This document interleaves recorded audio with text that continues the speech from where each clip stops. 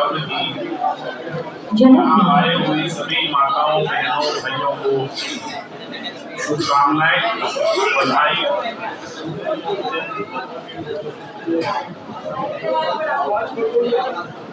मुझे जब विभाग मंत्री जी ने यहाँ आने का निमंत्रण दिया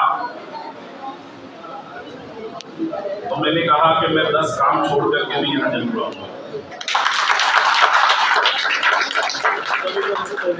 क्योंकि ये वो पवित्र स्थान है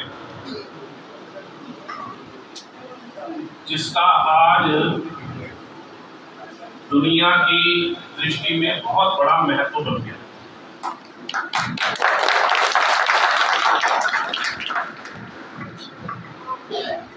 हम इसे पर्वों का राजा कहते हैं, पर्युषण पर्व। और ऐसा क्यों कहते हैं कि यह एक ऐसा पर्व है जब व्यक्ति सांसारिक सुखों से त्याग करके अपनी आत्मा के समीप जाने का प्रयास करता है, और जब वो अपनी आत्मा के समीप जाने की कोशिश करता है तो उस समय उसे ना तो किसी से बैर लगता है, ना उसे किसी से द्वेष लगता है, और वह सबको अपने समान ही मान करके, अपना आत्मीय मान करके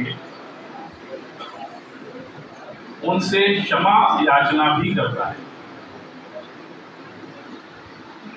तो हो सकता है कि दिल्ली प्रदेश के शास्त्री पार्क में आयोजित इस आयोजन में कुछ लोगों को लगता हो कि ये एक स्थानीय आयोजन है,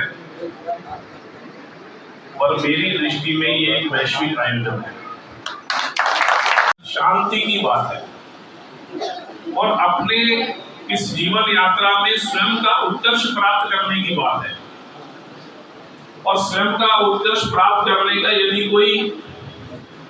बेहतरीन उदाहरण है दुनिया में तो वह यह पर्युषण पर्व है।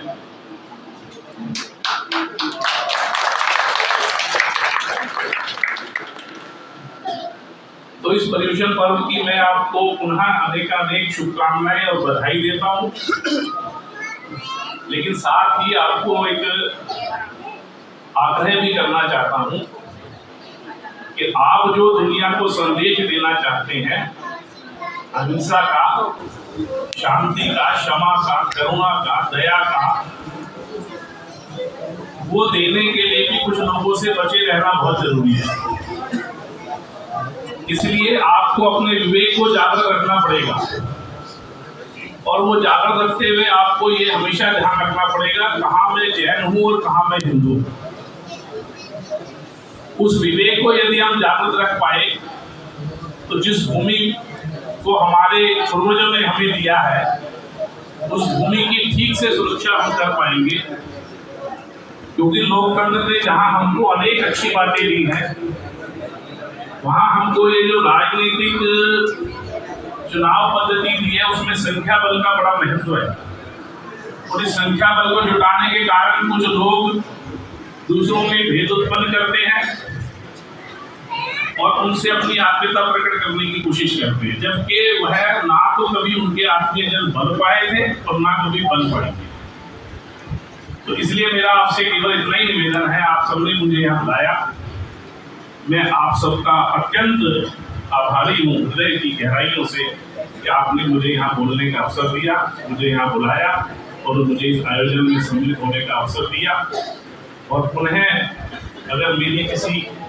बात से अभी यहाँ किसी को कोई असहमति हुई हो, तो पहुँचा हो, कष्ट पहुँचा हो, तो मैं हाथ जोड़ के अपनी वाणी के लिए क्षमा चाहता हूं। जय श्री